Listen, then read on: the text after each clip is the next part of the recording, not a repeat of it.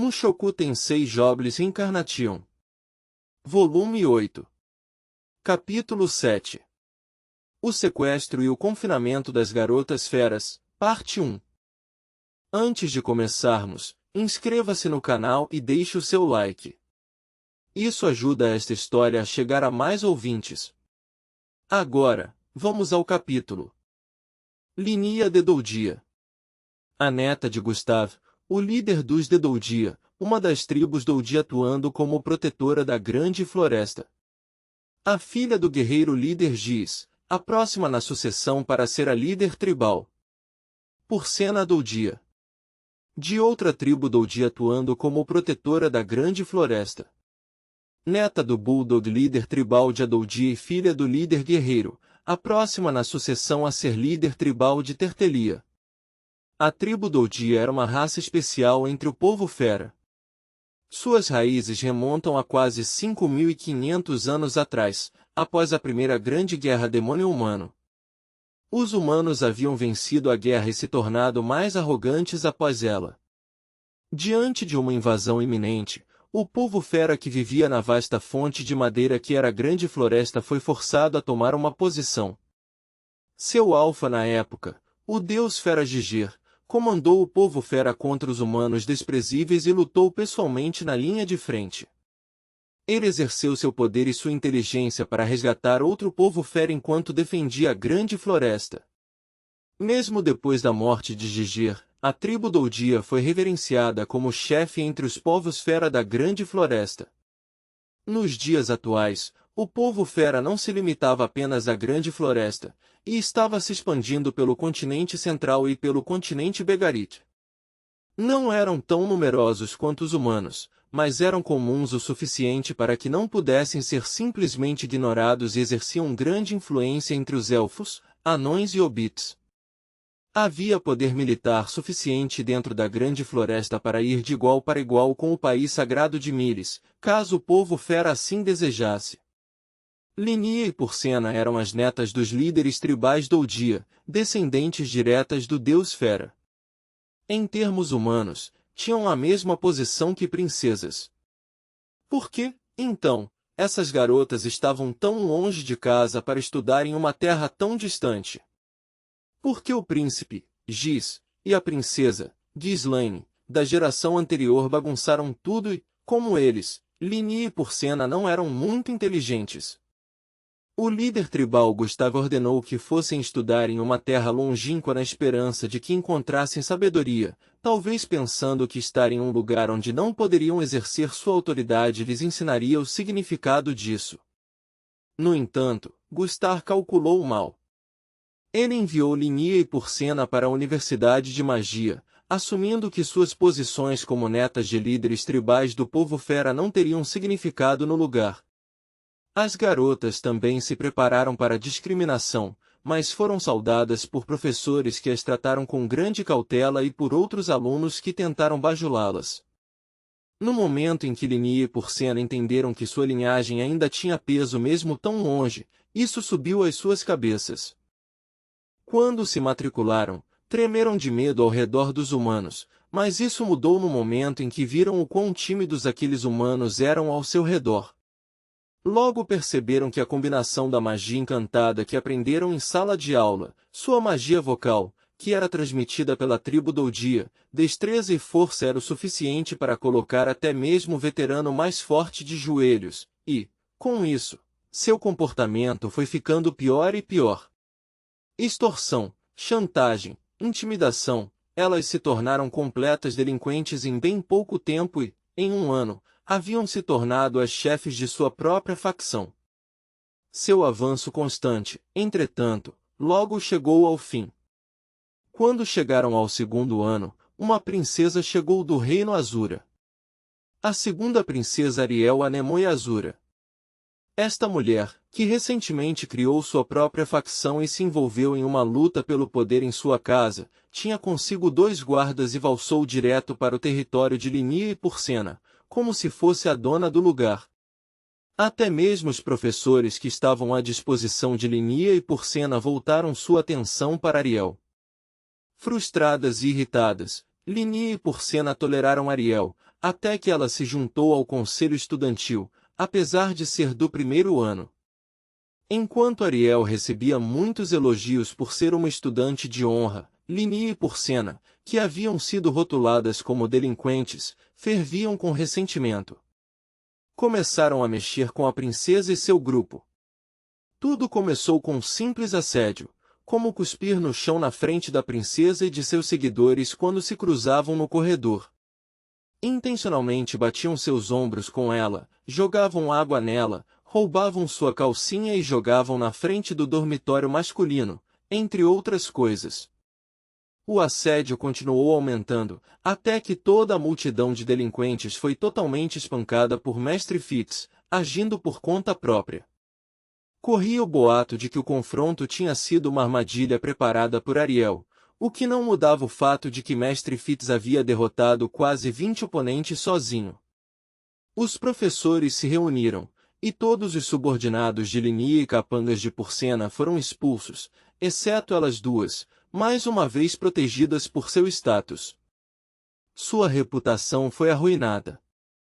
Seus lacaios se foram, então não tinham mais aliados. Sua posição social despencou, e a princesa Azura e seu grupo se tornaram heróis aos olhos do corpo estudantil. Embora tecnicamente uma aluna especial, a princesa insistia que ela e seus guarda-costas fossem tratados da mesma forma que os alunos da admissão geral, o que só servia para aumentar a sua popularidade. Linie e Porcena, é claro, não ficaram nada satisfeitas. Descarregaram sua raiva em dois outros alunos especiais que haviam se matriculado no ano anterior, Zanoba e Cliff, e uma vez que os derrotaram de forma sólida, passaram a usar Zanoba para reunir informações sobre a princesa e sua laia. No momento, porém, não fizeram nenhum movimento rumo à vingança. Sua conduta ainda poderia ser melhorada, e atualmente estavam levando até as aulas a sério e as assistindo. As pessoas poderiam até dizer que foram reabilitadas. Sua guerra com Ariel estava acabada, ou assim parecia. Ponto de vista do Zanoba. Um mês se passou desde que Julie se tornou aprendiz de nosso mestre. O mestre estava usando um método peculiar de treinamento, afirmando, isso é um experimento. No início de cada dia, Julie teria que lançar um feitiço usando um encantamento. Depois disso, ele não ensinaria mais nenhum feitiço, mas faria com que ela conjurasse blocos de terra em silêncio. Não acho que ela aprenderia a usar magia não verbal dessa forma, mas para meu choque, a garota conseguiu após um mês. Isso mesmo, em apenas um mês, Julie havia criado um pedaço de terra com sucesso. Sem qualquer encantamento. Uma realização surpreendente. De acordo com o mestre, entretanto, ela ainda tinha muito que aprender. Julie só conseguiu conjurar a terra sem um encantamento daquela vez, e também ficou sem mana bem rápido. Ainda assim, em comparação com alguém como eu, que não tinha nenhum talento para magia. Eu não podia acreditar. Tudo isso graças ao mestre Fitz e seus conselhos, disse o mestre, mas era ele quem a ensinava, o que significava que era ele quem deveria ser elogiado. Eu estava certo ao me tornar seu pupilo. Junto com a magia, o mestre ensinava a linguagem dos homens para Julie. Ela já conhecia algumas palavras, coisa que fazia sentido, visto que havia vivido com seus pais por alguns anos no continente central. Julie pegava e aprendia as coisas rapidamente. Se eu dissesse a ela para me trazer isso ou aquilo, selecionaria a coisa correta sem qualquer instrução detalhada. Sua intuição estava de acordo com o que eu queria. Isso me lembrava de Jindir. Os escravos recém-comprados geralmente eram marcados com uma marca ou selo mágico, mas o mestre não gostava desse tipo de coisa, então me contive. Afinal, pretendíamos que Julie fosse mais uma aprendiz do que uma escrava. Então, um dia, ocorreu um incidente. Era tarde da noite e eu estava instruindo Julie sobre a história e a magnificência das estatuetas. Ela não seria capaz de me ajudar em minha enorme empreitada se não tivesse paixão pelo ofício. Naquele dia em particular, decidi usar a estatueta de Ruigerd para ilustrar o brilho da obra do mestre. A tirei de uma caixa de armazenamento trancada, a estatueta de um guerreiro que emanava uma sensação de poder e pavor, infinitamente fascinante para mim, não importa quantas vezes eu a visse. O mestre, que estava prestes a voltar para seu quarto, olhou para o objeto. Ele perguntou: "A propósito, o que aconteceu com a estatueta da Roxy?" No momento em que ele perguntou isso, o suor frio cobriu todo o meu corpo. Quase respondi: "Deixei em Shirone", mas seria mentira, então mordi meu lábio com força e me contive. Eu não vou contar uma mentira. Eu nunca, jamais, mentiria para o mestre. Finalmente, falei. A verdade é que, tecnicamente está aqui, mas minha boca não se movia direito. Minhas mãos tremiam. Se ele soubesse o que aconteceu, o mestre poderia renunciar a mim como seu pupilo. O simples pensamento fez meu corpo parecer pesado feito chumbo. Cadê? Gostaria de vê-la, já que faz tanto tempo. Pode pegar ela? Sua voz estava cheia de expectativa. Isso fez meu coração doer. Com grande dificuldade, peguei uma das caixas de armazenamento trancadas debaixo da minha cama. Virei a chave com as mãos trêmulas e peguei o conteúdo. Naquele momento, a expressão do mestre congelou. Ei, mas que diabos é isso? Sua voz tremeu. Estava monótona, sem entonação, mas de alguma forma tremia. Eu estava à beira de lágrimas. A obra-prima do mestre, a estatueta de Roxy em escala 1h08, foi tragicamente quebrada em 5 pedaços. Sua cabeça foi decepada, as partes que compunham suas roupas foram quebradas, seu braço foi arrancado à altura do cotovelo e sua perna dobrada em um ângulo estranho. Apenas seu cajado robusto havia escapado em segurança. Explique isso, Zanoba. Vamos lá. O que diabos é isso, hein?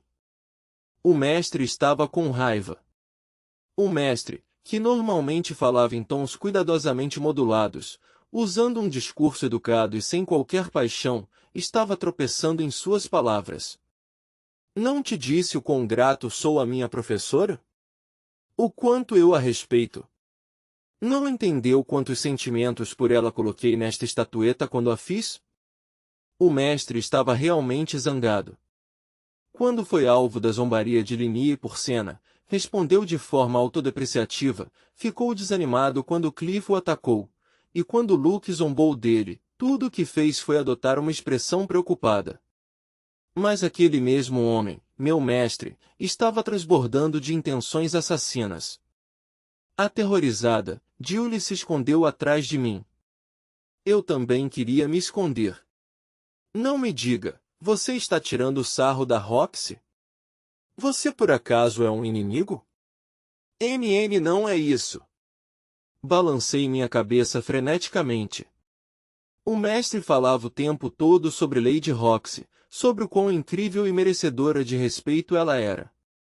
Senti que não era apenas adoração, mas algo mais parecido com fanatismo religioso. Era a mesma vibração que recebi dos cavaleiros do templo. Para ser sincero, eu realmente não me importava nem um pouco com Lady Roxy, mas se falasse isso, o mestre me acertaria com sua raiva. Se ele ficasse sério, não sobraria nada de mim além de cinzas. Eu tinha a força sobrenatural de uma criança abençoada, mas meu corpo não era tão resistente à magia. Não é nada disso. Gaguejei. Este é o meu bem mais precioso, aquele que apostei quando duelei com Linia e por Senna. Depois que perdi aquele duelo, ele foi tragicamente destruído quando elas o pisotearam, mas eu com certeza não fiz nada para zombar de Lady Roxy. Duelo, você disse? Contei a ele o resto da história, sendo sincero e falando apenas a verdade. Há um ano, Linia e por Senna me desafiaram para um duelo. O perdedor ofereceria o que havia de mais precioso para ele, que, para mim, era minha estatueta de Roxy. Eu não tinha dúvidas de que venceria, visto que era uma criança abençoada e nunca havia sido derrotado enquanto estava em Shirone. Mesmo se usassem magia de nível avançado em mim, eu estava preparado para enfrentar isso e balançar meus punhos cerrados em direção delas. Mas as duas usaram uma magia estranha em mim. Elas me paralisaram, então, como eu não conseguia me mover, acabaram comigo. Solucei sem parar enquanto entregava minha estatueta. Entretanto, isso precisava ser feito. Afinal, eu tinha perdido. A culpa por um item tão maravilhoso ser tirado de mim era minha. Qualquer um que o visse o desejaria. Mas, de alguma forma, se é que pode acreditar, aquelas duas não apreciaram o valor do item. Disseram coisas com, que porra é essa? E credo, meu, antes de jogá-la no chão e pisoteá-la, quebrando-a em pedaços. Depois de explicar tudo, a intenção assassina do mestre diminuiu. Então foi isso que aconteceu. Entendo. Ele me deu alguns tapinhas no ombro. Ele entendeu. Com esse pensamento, levantei minha cabeça, apenas para guinchar pateticamente. A intenção assassina que emanava dele não havia diminuído em nada. Agora havia algo ainda mais sinistro na expressão no rosto do mestre. Você deveria ter me contado isso antes. Se eu soubesse que foi isso que aconteceu, não teria sorrido como um idiota. Suas palavras soaram quase gentis, mas eu podia ver através delas. O mestre não falava muito sobre estatuetas. Nos últimos tempos, me peguei até pensando que ele não as amava tanto. Estava errado. Os sentimentos escondidos dentro do coração do meu mestre queimavam com mais ferocidade do que os de qualquer outra pessoa. Vamos dar uma lição àquelas garotas. Linie e Porcena iam morrer nesta noite. Eu tinha certeza disso. Tremi pelo que, a princípio, pensei ser medo, mas logo percebi que era alegria. Sim, mestre. Com este poderoso aliado ao meu lado, poderia finalmente me vingar por minha estatueta destruída.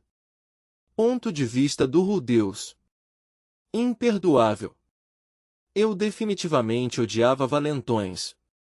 Poderia perdoar as garotas por mandarem Izanoba como se fosse um servo após o derrotarem, afinal, elas se acalmaram quando o mestre Fitz fez o mesmo com elas. Mas eu nunca poderia, jamais, perdoá-las não apenas por pegar algo que outra pessoa havia feito, mas por pisar e destruir de propósito. Uma demonstração ultrajante de violência. Era o mesmo que alguém destruir o computador de outra pessoa. Ugh, droga. Eu não deixaria que saíssem impunes. Podia até ser só uma estatueta, mas elas chutaram a Roxy. E dos registros históricos de oficiais do período Edo fazendo supostos cristãos pisarem em objetos que representavam Cristo para provar sua culpa, mas agora entendi os sentimentos daqueles cristãos. Entendi o insulto de ver alguém pisoteando algo em que você acreditava, bem diante de seus olhos. A verdade por trás da rebelião de Shimabara. A humilhação de Canossa. Os cruzados que fizeram suas jornadas impossivelmente longas para a Terra Santa. Linia e Porcena não entendiam até que ponto minhas memórias de Roxy me confortavam desde que meu problema de disfunção erétil surgiu, é claro. Então, eu precisava fazer aquelas vira-latas perceberem a gravidade do que fizeram. Iria ensiná-las que, quando vivessem de acordo com seus próprios caprichos egoístas, colheriam as consequências. Você está ouvindo, Sr. Zanoba? Se sim? Vamos capturá-las com vida. Sem matá-las. Precisam ser punidas por desafiar Deus. Punidas? Sim, entendo. No momento, acho que seria melhor se pudéssemos capturar cada uma delas separadamente. Mas as duas estão sempre juntas. É mesmo. Não são estúpidas, e são fortes o suficiente para te derrotar, mesmo sendo 2 contra 1. Parece que esta será uma batalha formidável. Não, Acho que não são páreo para você, mestre. Não vamos superestimar minhas habilidades. Afinal, a vitória cai nas mãos daqueles que permanecem humildes. Eu estava mantendo minha compostura. Calmo e controlado. Quando eu era um aventureiro, ser sensato representava a diferença entre a vida e a morte. Se mantivesse a calma, poderia destruir as duas diabas. Certo. Aqui está o meu plano. Certo. A força de batalha delas é uma variável desconhecida, mas já conheço o estilo de ataque que usam. Uma irá atacar rapidamente, usando magia e coisas similares para confundir seu oponente, enquanto a outra usará a distração para tornar seu inimigo impotente com magia vocal. Se forem atacadas pela retaguarda, podem trocar de função na mesma hora. Como o mestre Fit conseguiu romper a coordenação delas? Devia ter perguntado isso a ele. Mas, desta vez, será 2 contra 2. Em uma partida mais igualitária, vocês, Zanoba, não deve ter problemas para acompanhá-las, já que é uma criança abençoada. Mestre, você nem mesmo precisa de mim. Poderia acabar com elas sozinho, disse ele. Zanoba, você me idolatra porque sou seu mestre. E embora eu aprecie isso, quando se trata de combate corpo a corpo, minha amiga de infância, que era 2 anos mais velha do que eu, sempre me batia até eu perder os sentidos. Desde então treinei muito, mas não posso dizer com sinceridade que me sinto confiante a respeito disso. O quê? Há alguém por aí que poderia te bater até você perder os sentidos, mestre? É claro. Pelo que eu saiba, pelo menos 4 pessoas. Eris, Ruigerd, Ghislaine e Orsted. Esses eram apenas os que eu conhecia, certamente havia mais por aí, e nenhuma garantia de que Linie e Porcena pudessem não estar entre eles. Se usasse magia e meu olho demoníaco, seria capaz de derrotar Eris, mas nunca lutamos a sério um com o outro. Linie e Porcena tinham mais ou menos a mesma idade que ela. Provavelmente seria melhor presumir que ambas eram tão fortes quanto a garota. Você está sendo humilde demais, mestre. Zanoba, a vitória deve ser absoluta. O passado não pode se repetir. Mestra Roxy nunca mais deve ser pisoteada. Para ser honesto, eu realmente gostaria de pedir ajuda do mestre Fitz e Elinalise, mas, infelizmente, os dois parecem estar ocupados. Elinalise não se envolveria em uma briga pessoal, de qualquer maneira. Mesmo tendo passado um tempo com Roxy, ela provavelmente diria, é só uma estatueta. Não é como se a Roxy real tivesse levado uma surra. Que mulher sem coração. Muito bem. Vamos lançar o nosso desafio a elas.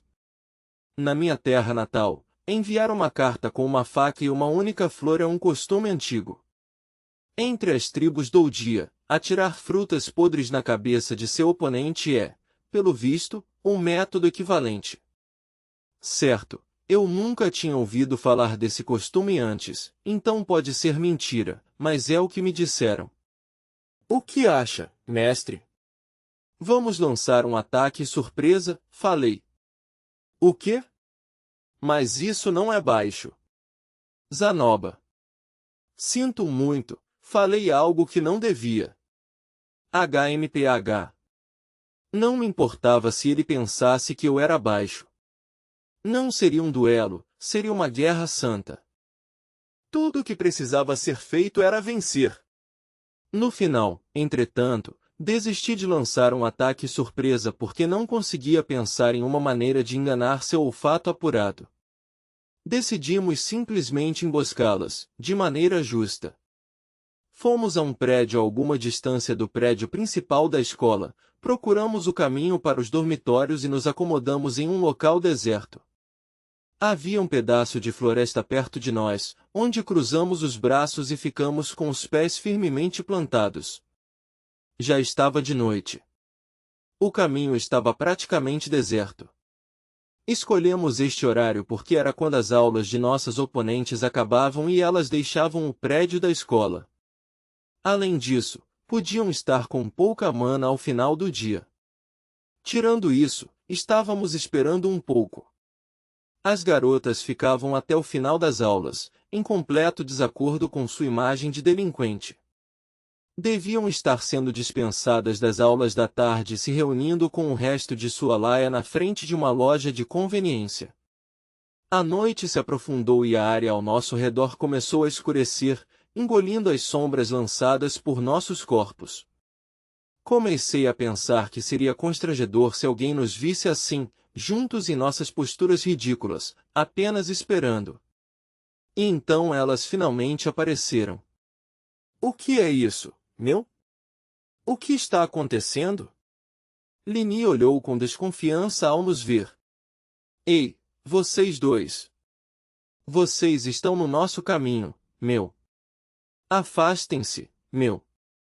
Ela fez suas exigências, mas não nos movemos. Porcena contraiu o nariz, parecia estar cheirando algo.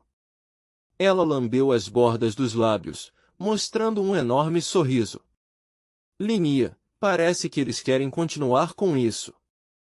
Linia deu uma longa olhada em Zanoba, que estava parado atrás de mim. Então soltou um único suspiro. Zanoba, você não se sente envergonhado, meu? Não posso acreditar que trouxe este garotinho com você para sua única chance de vingança. HMPH. Em resposta ao desdém de Zanoba, uma veia azul pulsou na testa de Linia. Ora, seu! Não gosto da sua atitude, meu. Parece que você quer que quebremos aquela outra estatueta que você tem, meu. GRR. Mestre, deixe isso comigo. Zanoba estava com um olhar indignado ao se aproximar, mas o contive. Eu compartilhava de sua raiva. Ela provavelmente estava falando sobre a estatueta de Ruigerd, em outras palavras, ameaçando destruir a imagem de outra pessoa que salvou minha vida, alguém que eu respeitava e considerava um amigo. Não, não se preocupe com isso, falei. São elas que deveriam ter vergonha, sempre agarradas desse jeito. É quase como se quisessem que todos soubessem que não podem fazer nada sozinhas. O que você acabou de dizer, meu? As meninas irradiavam ameaça e incredulidade, mas eu não estava com medo. Já conhecia pessoas muito mais intimidantes do que elas. Se eu dissesse algo ofensivo para Eris, ela não diria qualquer palavra. Apenas me atacaria. Novato! Não fique tão cheio de si, meu. Vou ser legal e deixar isso passar, já que você é conhecido do meu avô, mas continue latindo assim e eu vou te destruir. Se entendeu, então vá embora, saia daqui, meu. Estamos ocupadas, somos estudantes de honra, agora que desistimos de ser delinquentes, meu. Vão brigar em outro lugar, meu, disse Linia, acenando a mão em nossa direção, como se nos enxotando dali. Havia um provérbio: se você não gosta de um homem, passará a odiar tudo o que ele representa. Há muito tempo eu teria achado esse meu muito excitante, mas agora, parecia que ela estava zombando de mim. Você é incapaz de falar de forma normal? As pessoas do povo fera que conheço sabem conversar direito. Você não é mais um bebê, então pare de falar como um. Meu. Linia ficou de boca aberta. Então suas pupilas se estreitaram rapidamente. Um suspiro raivoso saiu de seus lábios, e sua cauda ficou reta e rígida. Seu desgraçado! Vou tirar sua roupa e jogar água em você, meu! Já tinham feito isso comigo antes. Mas que ameaçazinha mais patética. TSK. A Linia sempre perde a paciência rápido, porra! Porcena murmurou para si mesma enquanto mostrava suas presas e colocava a mão na boca. Lembrei-me de quando Gustav fez a mesma coisa e me deixou impotente. Ela estava prestes a usar magia vocal. Fá. Como se chamada a ação pelos movimentos de Porsena, Linia deu o pontapé inicial. Houve um estrondo retumbante quando ela saltou para a esquerda e desapareceu. Linia se moverá 3 passos para o lado e, de repente, mudará o curso e atacará. Ela era rápida, mas eu já tinha ativado o meu olho da previsão. Zanoba! Você cuida da Porsena! Enquanto eu seguia Linia com meus olhos, empurrei minha mão em direção à Porsena. Magia vocal era difícil de rastrear com meu olho demoníaco. Era melhor pará-la antes que ela usasse, mas eu não tinha ideia de como o fluxo de mana funcionava para a magia vocal, então não fazia ideia se o atrapalhar magia funcionaria. Em vez disso, conjurei uma grande nuvem de poeira bem na frente dela. G! Tendo aspirado uma grande quantidade de ar, Porsena tossiu violentamente toda a poeira que inalou. Chá! Ao mesmo tempo, Linia entrou em ação. Eu conseguia ver. Seu ataque foi lento, desajeitado e apoiado por toda a força que ela conseguiu reunir. Eu provavelmente poderia lidar bem com isso, mesmo sem meu olho demoníaco. Ela não podia se comparar a Eris, cujos ataques eram mais rápidos, mais nítidos, mais fortes, mais resistentes e mais bestiais do que os do povo fera real. A contra-ataquei. A palma da minha mão bateu em seu queixo. Isso foi o suficiente para fazer suas pernas estremecerem. Bati meu punho contra sua têmpora, mandando-a para o chão, onde coloquei meu pé em seu peito e a acertei com um canhão de pedra. Uma explosão agradável ecoou ao nosso redor. Game! Linia se apagou como uma luz. Levantei meu pé de seu corpo, agora esparramado feito um sapo no chão. O impacto de nossa batalha levantou sua saia. Então hoje ela está de branco. Voltei meu olhar para Zanoba e Porsena. Tínhamos planejado que ele fosse atrás da atacante à retaguarda, aquela que usaria magia vocal, e ele estava fazendo exatamente como eu instruí. Porsena estava fugindo de 4, e ela era rápida, na verdade, não. Zanoba que era lento. Ele realmente precisava melhorar sua velocidade de corrida. Conjurei um atoleiro na frente de Porsena. Seus pés foram sugados de repente para a lama e ela plantou o rosto naquilo. Ao mesmo tempo, usei minha magia para endurecer a lama. O que? O que é isso? Porsena entrou em pânico, tentando puxar seu corpo para fora da terra sólida. Usei minha mão esquerda para apontar um canhão de pedra para ela. Gia! Houve outro estrondo satisfatório e Porsena desmaiou. Estava tudo acabado. Ufa, certo, venha aqui. Assim que demos o sinal, Julie, que estava escondida em um arbusto próximo, correu até nós carregando um grande saco de juta. Ela e Zanoba trabalharam juntos para colocar as 2 garotas fera rapidamente dentro dele. Que luta insatisfatória! Isso era realmente tudo que havia para ser feito? Se Eris fosse minha oponente, nunca teria feito um desvio e me atacado de lado. Seu punho sempre percorria a distância mais curta até o alvo. Ela nunca teria se permitido ser atingida pelo meu primeiro contra-ataque, mesmo que o fizesse, teria recuado na mesma hora para evitar o que viria a seguir. Mesmo se de alguma forma fosse jogada no chão, voltaria a lutar comigo e lançaria seu próximo ataque. Eu nunca consegui colocar meu pé em seu peito. No momento em que tentasse isso, ela agarraria meu joelho ou tornozelo e quebraria meus ossos. É claro, isso não teria parado meu canhão de pedra. E, claro, essas não eram coisas que Eris sabia desde o início. Foram coisas que aprendeu lutando comigo. Mas também havia Paul, que encontrara uma maneira semelhante de lidar com meus ataques, mesmo na primeira vez em que os viu. Um espadachim de nível avançado com enorme experiência em batalha poderia facilmente evitar algo como o meu atoleiro. Quero dizer, nem mesmo as feras selvagens iriam, na verdade, o retardatário foi pego em meu atoleiro. Espera aí. Será que Paul e Eris eram particularmente fortes? Já tinham me dito que eles eram talentosos, mas... Impressionante como sempre, Messi. Você nem mesmo precisava de mim. Zanoba voltou carregando o saco de juta. Me virei para encará-lo. Também estou surpreso. Você está sendo humilde de novo. Vem agora, vamos voltar para o seu quarto. Certo. Percorremos o caminho escuro, com cuidado para não sermos vistos. Julie, olhe por onde anda. Tá. Por algum motivo, tive a impressão de que havia medo nos olhos de Julie enquanto ela olhava para mim.